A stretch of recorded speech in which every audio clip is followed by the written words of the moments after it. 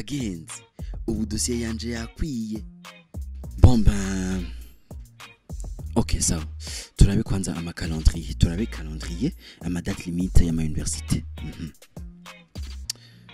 Ok sawa, je vois ici Université d'Amsterdam ni le 6 décembre neza, Université de Cap-Vert ni le 18 décembre. Ça fait bon, c'est pas. Tuandanye yindi nayo Swansea ni Swansea ngira ngo je ne sais pas, Swansea University ni le 15 décembre.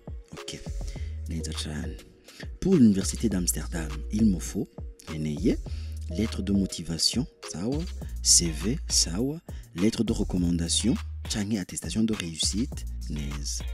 Swansea University kandabi bo bakeneye le dossier complet doit comprendre une lettre de motivation sawa, CV ni bon, lettre de recommandation ni sawa, diplôme de bac en tout cas nzonda ifisi ego hama bo date limite ni indinye le 31 décembre. Super. Ok, ndashobora gutangura kupostuler rero. Je commence à postuler.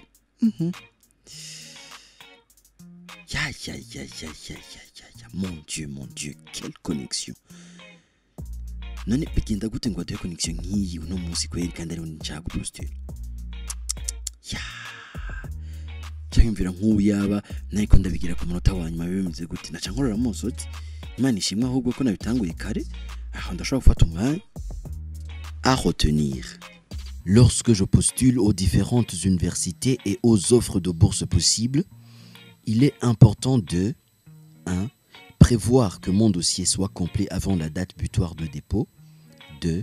Ne pas envoyer mon dossier à la dernière minute.